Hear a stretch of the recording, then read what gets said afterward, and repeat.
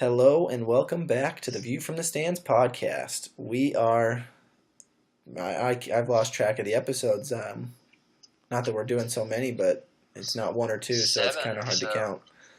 Yeah, so super excited, loving it, and yeah, Yeah. things are kind of in a lull moment right now for the Titans. They've got the rookie mini camp coming up here in a couple days. It should be this weekend, which will be interesting. Obviously, the Titans didn't draft a ton of guys.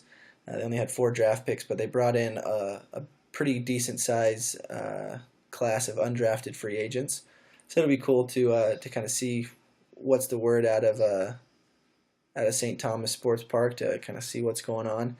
But gives us a pretty good shot to look into the rosters. So look into who's going to be making the team, the 53-man roster. So let's dive right into it. What do you say, Tay? Yeah, let's go. I mean, everything's kind of settled. The dust is, for the most part, settled. Free agency. You got a couple names like Des Bryant out there, but for the most part, everybody has got their lineup set to go into minicamp and let the guys start competing for starting positions. So, we kind of got an idea of what we have to work with as a squad right now. Obviously, maybe another addition or two by Robinson once you see some of these first rounds of cuts. But for right now, this is a good idea of what we will have coming this season.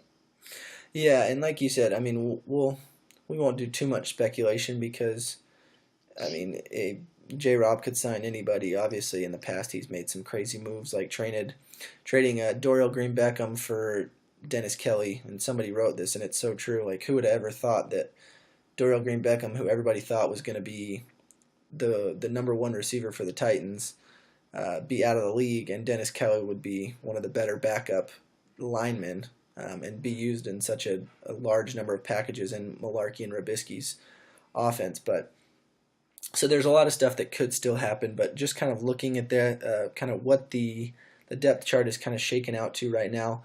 The quarterbacks, I mean, it's pretty. We know what it's going to be, right? We're going to have Mariota, Gabbert, Falk.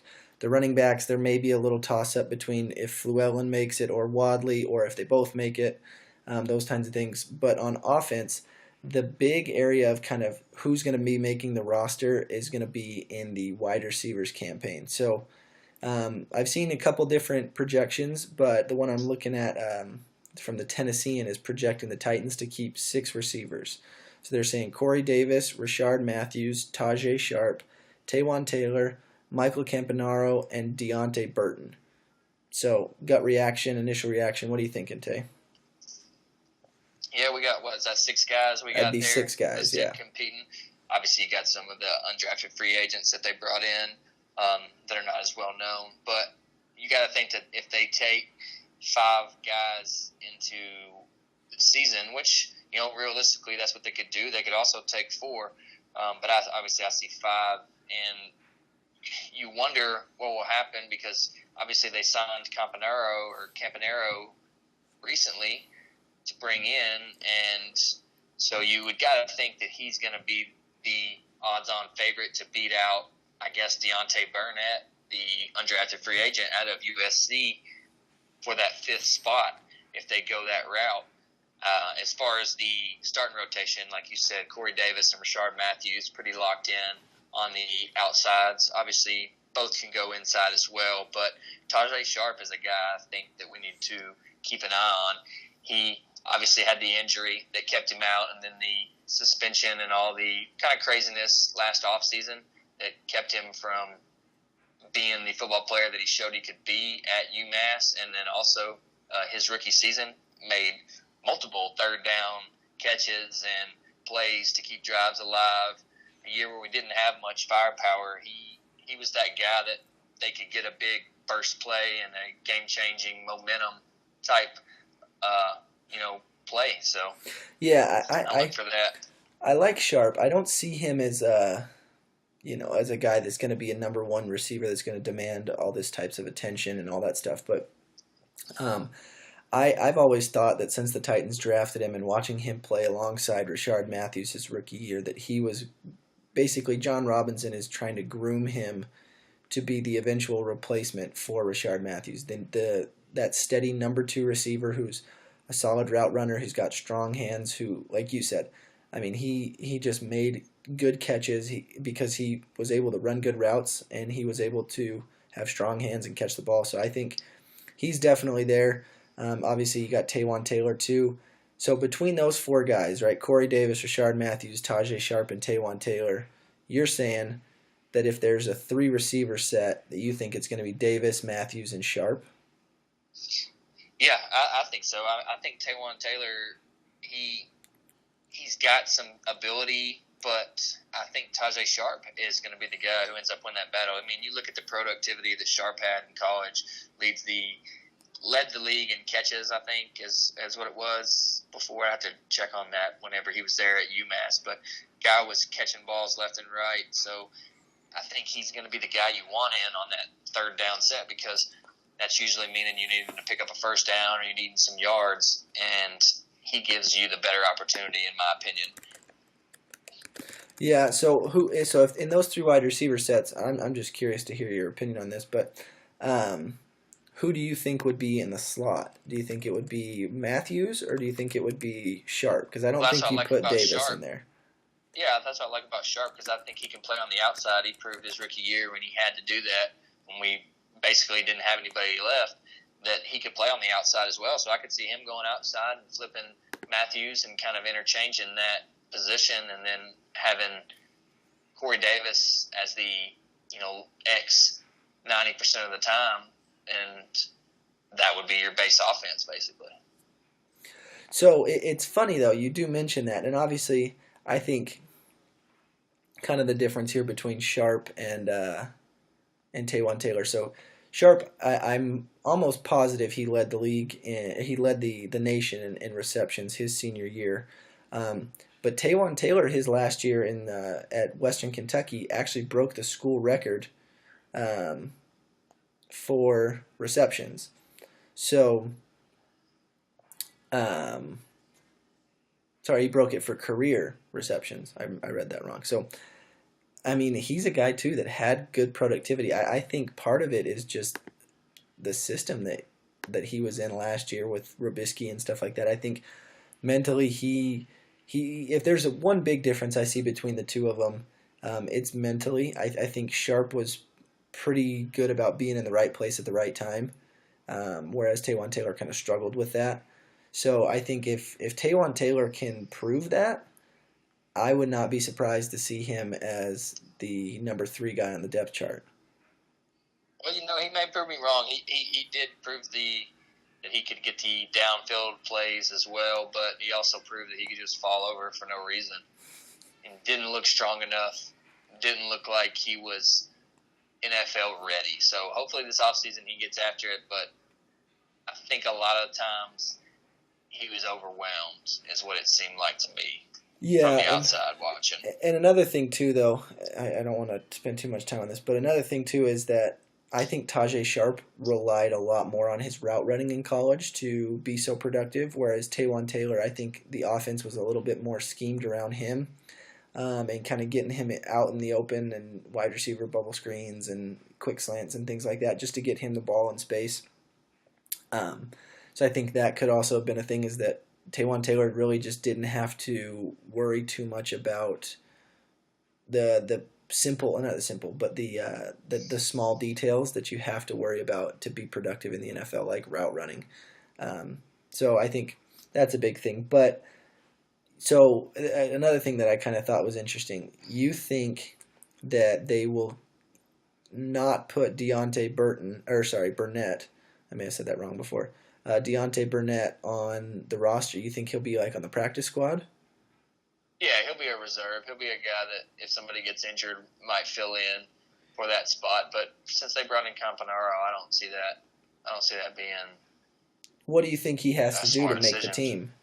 Because Campanaro, somebody get hurt. You don't think it's anything other than that? Because Campanaro's mainly coming in as a return guy, and he's a good special teams player. Like he played. Yeah, I just don't see us running much 5 wide receiver sets for one. That's true. So there's really no need for him there. I mean, you got Delaney Walker. If you're going to be in a 5 receiver set, you're going to have him in one of the slots to be able to at least give you somewhat of a chip on the corner or on the the end rushing and stuff like that. So Campanaro is going to be on the roster over Burnett, not because he's a better receiver, but because he's more versatile at this point. And it'll be good for the rookie to get some chance to compete against those guys in training camp and during the season if he's on the practice squad, because those cornerbacks on the practice squad are no joke either. So yeah, and I think that makes a lot of sense. I see, like you said, I think if Burnett can show versatility, he's got a chance. But, I mean, there have been kind of statistics shown about Matt LaFleur and the lack of times that he would use 5 wide receiver sets. So, yeah, but I think, like you said, I think it'll be good. I think he's a really good player, and I think he can definitely add some quality on the practice squad and hopefully get some experience, and then in a year or so really bust out onto the scene and be a big player for the Titans. But yeah. So I think so. Yeah, so other than that, on offense, I think pretty much everything is set as far as the depth chart. I mean, obviously, knowing starters and things like that, there's going to be a battle at left guard for that spot with Quentin Spain and the 2 free agents. And you'll have tight end, yeah. You've got Stalker and you've got Supernaw. Will make his way onto the team at somewhere. He's too valuable, so I think he'll make a slot. Whether that's over Stalker, I think that could be the case. So we'll see, though. It's a different coaching staff, so it's interesting because he was a coach favorite. Malarkey loved him. He was a hard worker, so it'll be interesting to see if he makes it. But other than that, on the offense, it's pretty locked up. Like you said, a little bit of question at guard, but more or less the backup situation at guard because Klein is better suited for this system, so you'll see Spain as our number 1 fill-in, and his versatility will help out, so he can play left or right. So yeah, I think, especially without us having a little bit, I mean, we can speculate based on what Pamphile and what Suafilo have done, but I still see, just from a chemistry standpoint, I still see Spain winning that job unless something crazy happens during training camp or he just gets overwhelmed by these other guys. I just think for continuity and chemistry's sake, I think the Titans will keep him there. But we'll see. It'll be interesting. Yeah, so I've seen a couple different projections, and they've all had some interesting things with regards to the outside linebackers that are going to be making the roster. Inside linebacker, it's been pretty consistent with Woodyard, Evans, Compton, Brown, and Bates. Obviously, Bates is a key special teamer. But there have always been 3 people on each of these that I've seen from an outside perspective. So they've always got Arakpo, they've always got Morgan, and they've always got Landry. But then the bottom 2, they generally have been carrying 5 guys. So the bottom 2 have been some combination of Dodd, Wallace, Caraway, and then there's also another guy that the Titans picked up that was an undrafted free agent, Sharif Finch from Temple. So out of those 4 guys, position as far as numbers.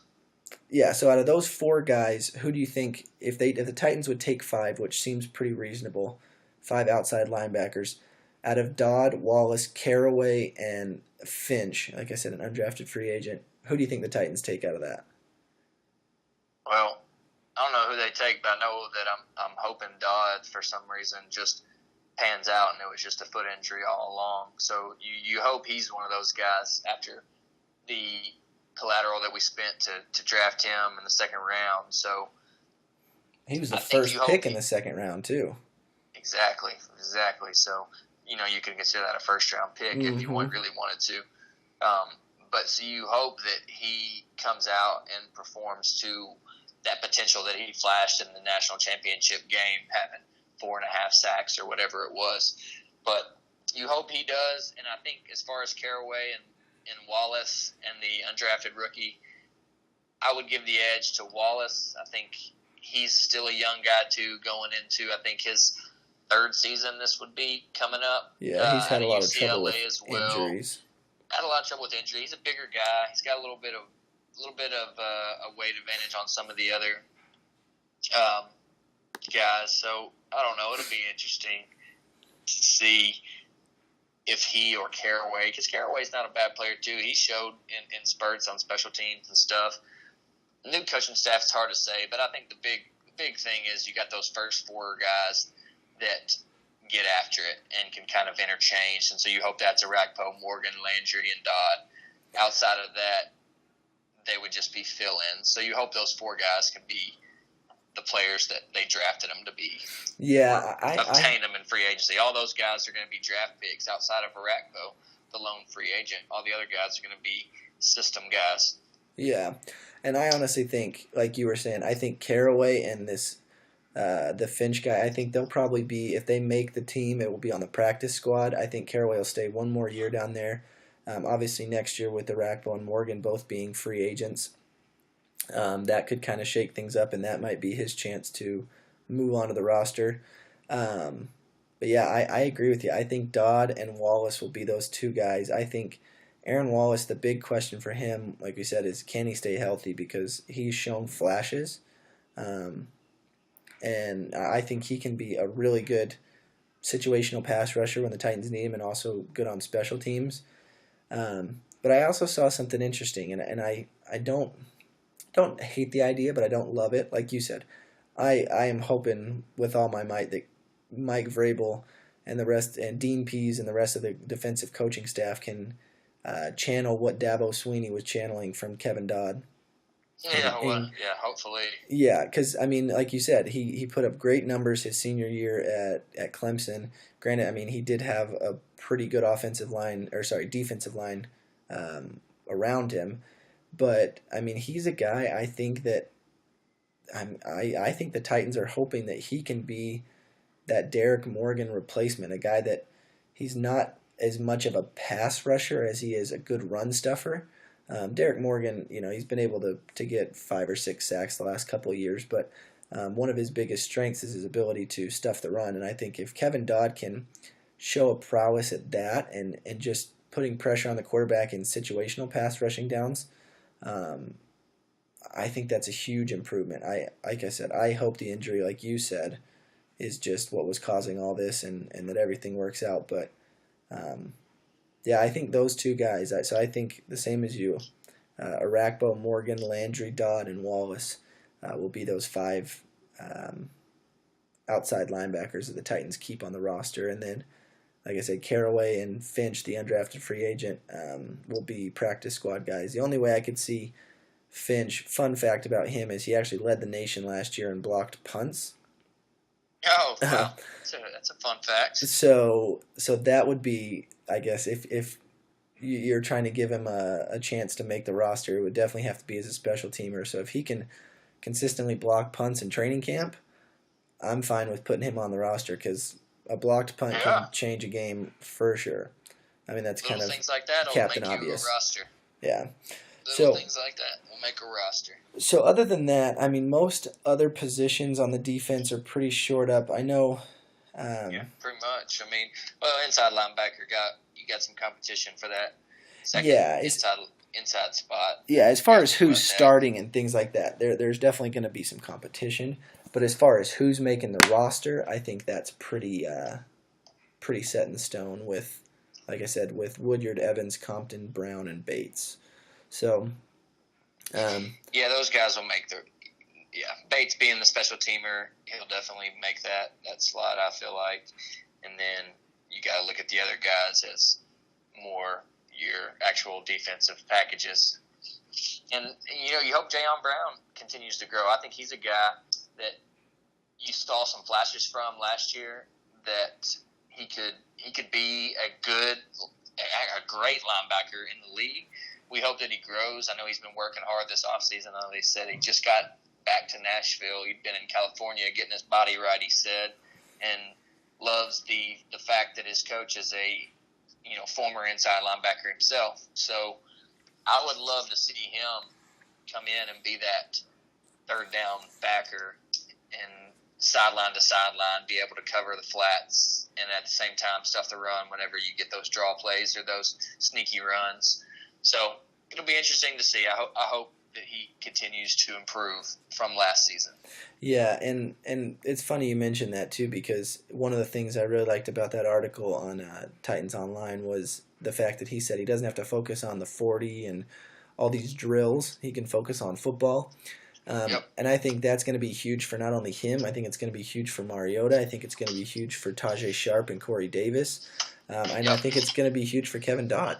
The fact that those guys can stop worrying about injuries, they're healthy in an offseason, and they can just worry about refining their craft and getting better, I think that's huge. So I think it's not crazy as Titans fans to expect big things from those guys because of that very fact. I agree. And I think you also left out, which unfortunately we're not going to have him this season because he's not going to be going through it like you're talking about. But Conklin is a guy, too, that we'll have later on in the season that you're not even going to see listed on a lot of these things that, I don't know. I don't think he'll be ready week 1, but Conklin is a guy that can be as dominant as Lewan. Mm-hmm. Yeah, I think the Titans have got two great bookends. Injury as well. So. Yeah. So, like I said, there's a lot of questions. There's a lot of guys that are going to be on the bubble with the roster, and a lot of guys that I think are going to make huge jumps from last year to this year. But the NFL every year does this NFL top 100 players, and they're voted on by fellow players in the NFL. And so far they've only done numbers 100 to number 71. And there were 3 Titans that they've listed so far. So I'm gonna talk about these, or list them in order, and then we can kind of go through some initial reactions and things like that. So Kevin Byard made the list at 80. He was unranked last year. Taylor Lewan made the list at 78, which is down 6 spots from where he was in 2017. And then Delanie Walker went from 75 to 72 this year.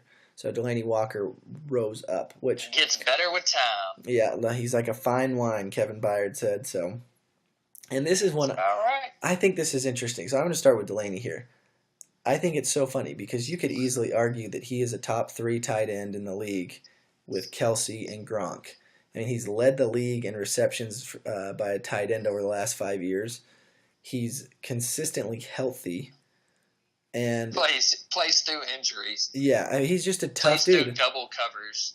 Well, and then the throw against, I mean, granted, this was a great throw by Mariota, but against the Colts when he had quadruple or quintuple coverage and he still comes down with the ball, I mean, I don't know. Yeah. I'm so surprised that with being a top 3 tight end, especially with, you think about the other 2 tight ends that you'd associate him with in Kelce and Gronk, who are huge parts of their offense, that Delanie Walker's ranked 72nd. I don't know. I feel like that's kind of a slight at Delanie Walker. What do you think? I mean, yeah. He's always been that way, though. He makes the Pro Bowl. He was Pro Bowl MVP. I'll tell you that he's got that trophy sitting at home for all the haters. But he doesn't get the respect because he's on the Titans.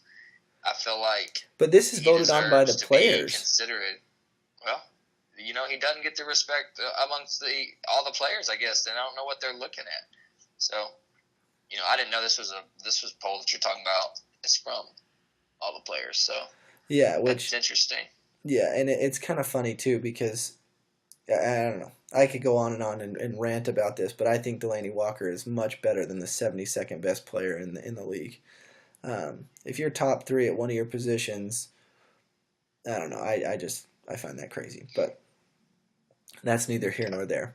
Maybe it's his age. I don't know because it can't be because of his productivity. Because you said, he's been consistent as they come. So. Mm-hmm. Yeah, and not only that, he's been a great leader on the team. So he has a lot of intangibles as well, that toughness and that grittiness. But those buzzwords. So the next one, and again, I think this one is absolutely ridiculous as well. Taylor Lewan was voted 78th.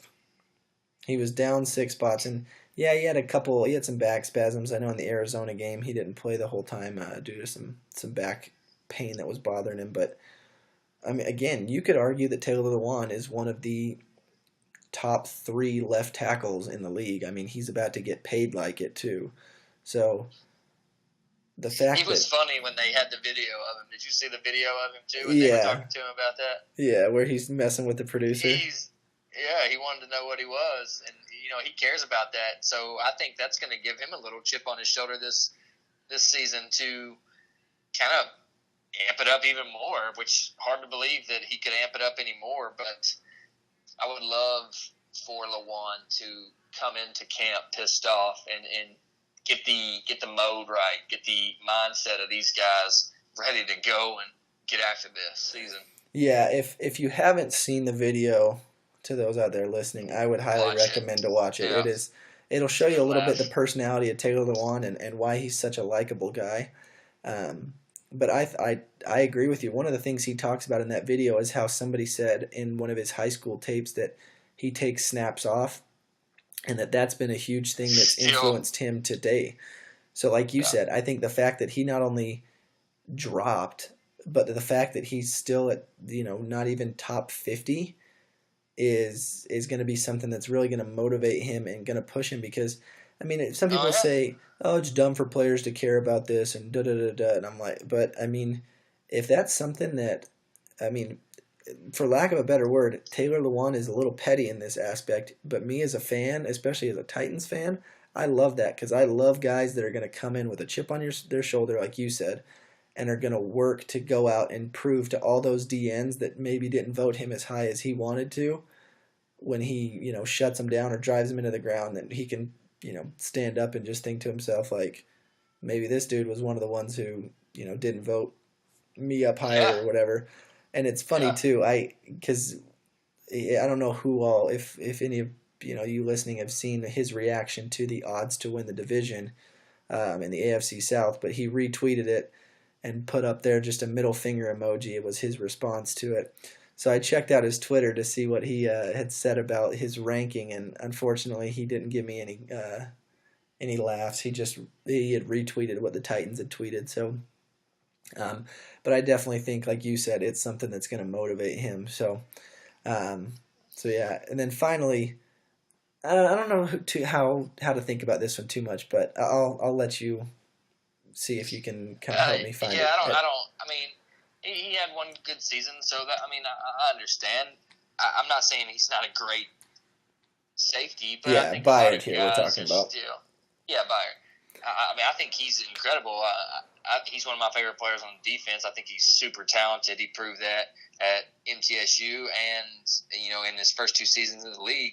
Love the guy, but I don't know how it'll affect him, if that's what you're kind of getting at, because he's already got the issue with prime time, and he's already got fans or shirts saying just a fan, stuff like that. But yeah, I think it's low still. I mean, you think about it. Each team has 2 safeties, so you're looking at a total of 64. And of those guys, you think one of them on each team makes it. So you're looking at around 30 guys that could be on the list. It'll be interesting to see too once you compare it to once it's broken down. The other thing too, because it's hard to say on this list. It's not like they're breaking down who they are, but to give you an idea, I mean, Cam Chancellor was ranked ahead of him. Cam Chancellor ain't a better safety than Kevin Byard. There's no way that you can convince me at this point in their career or anything else. Exactly. Yeah. If you're looking at it. Idea, I mean, and then Marcus Peters being 79 right there under him. So it's hard to say. And then Odell Beckham, 77th. Obviously last year didn't play, but so I mean, you got some guys that are in these top, or the last few spots that are pretty good players. You look at Landon Collins being 92. So yeah, that being said, then I kind of think that Byard ranking is actually fairly solid then. Yeah, and that's the thing. As I go through this list, I hadn't looked at it all the way through, but so if you got Landon Collins at 92 and Clinton Dix at 100s, who's going to be in front of him? Name a safety that'll be in front of him. Yeah. I guess Earl Thomas will probably be one of the guys that they'll still put in there, and then Tyrann Mathieu. But name somebody else that would be in front of him. It's hard. It'll be interesting, and I definitely think that it's a pretty good spot for him. But like you said, I don't know how much he'll use this as a chip on his shoulder. I think he appreciates the recognition, but there are other things that motivate him. He doesn't really need this. Um, I just find it interesting, though. I mean, he did lead the league in picks. The one thing that I think you could kind of quote unquote knock him on is the fact that he wasn't I don't want to say he wasn't consistent because he was a consistent player, but that his interceptions came in bunches. Um, so I think if he wants to improve his quote unquote rankings, I think that's going to be the big thing for him this year is to continue to have that same productivity, if not an increased productivity with interceptions, but just do it, um, I guess, in a little bit more spread out, or just having more interceptions in more games as opposed to having three in one game and then two in two games. Following game. Yeah. So I can see that argument. But yeah, this will be something that I think going forward we'll make sure to keep you guys updated on. It comes out every Monday. They will do another 10 players. So this next week they're doing 70 to 61. But it'll be something just to kind of keep an eye on and see how many Titans end up in the top 100 and kind of where they fall. But yeah, so it's just a cool thing I think that the NFL does, especially in this like I said, it's kind of a lull period right now with rookie mini camps. They're just trying to create clicks. Yep. So, all right. Well, like I said, lots to happen pretty soon in the next couple of weeks. Fun fact: we will know where the NFL draft is going to be held. So, Nashville is one of the finalists, and I think it's probably got a really good chance of winning. But a couple things just as Titans fans to stay tuned for. And then, like I said, this weekend from May 11th to the 13th, the Titans have their their rookie mini camp. So just a couple things to keep your eye on. But other than that, stay tuned, and we'll be sure to keep you updated with our reactions and our analysis from all that's going on, all things Titans, and all things AFC South as well. I know we've kind of been Titans-centric, but in this low period, we'll try and give you a little bit of an idea of what to expect from the other teams in the division and how the Titans are going to have to approach those teams. But yeah, that's it for any of us and for all of us. You got any final words, Taylor? No, I think that'll do it for the night, man. We'll hopefully have some groundbreaking stuff. Doubt it happens, really reaching, but we'll see what happens between now and next week. All right. That's it from us. We'll see you later. Adios, you jabronis.